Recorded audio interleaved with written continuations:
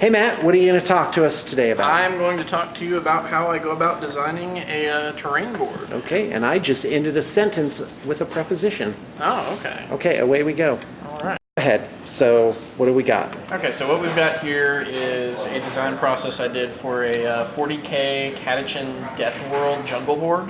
Okay, you mean Death World inspired jungle board? Yes, a Death World inspired jungle board. Because we don't do any official Games Workshop products here. Nope, we don't. We do inspired stuff. Okay. Okay. Great. So what we've got here, the first thing I started with was finding out what the game I was going to be building the board for. So it was 40K, so I needed to find out what the terrain density would be. Because various games have different varying amounts of density. You know, Warhammer Fantasy, you have very little terrain. Things like Infinity, you have a lot of terrain. So 40K, I looked it up in the rule books, and I went with a terrain density of 18 pieces. 9 substantial. It's about average. 9 substantial pieces, 27 smaller pieces that were sort of battlefield debris. The substantial pieces were sort of like buildings. If I may interject, the reason we're showing this to you is so that you will know what the process is setting up a terrain project with blue table painting, what kind of thought process goes into it. Okay, go ahead. What's next? Okay, so I went through and I made a list of concepts for all of the substantial and insubstantial pieces. Okay. So I wrote out all the concepts here. I figured out what they would be. The problem with insubstantial pieces is they keep falling through the table. Yes. Okay, go ahead. That's my stepping over my words. And then once I did that, I actually started going through and I started sketching up individual pieces. Okay. So this is one of the bigger pieces, which was a wrecked half track. The idea was that it had been ripped up by something much bigger than it. Okay. And if you look right here, these were sketches of like an overview from the top and an overview from the side, and then this was just sort of a detailed concept sketch right here. Okay. After that, you had also a wrecked crawler type vehicle that had also had a bad encounter with something.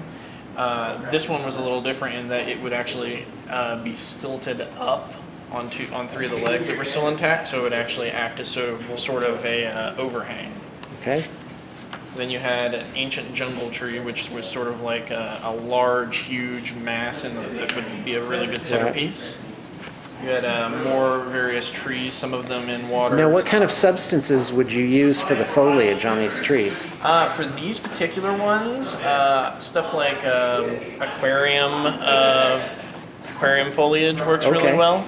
That has a good jungle feel to it. You can also use a mixture of static grass and clump foliage, depending on which style of tree you're going for. Right. These were heavily inspired by cypress trees. Right. So sort of a swampy That's what I was going to say.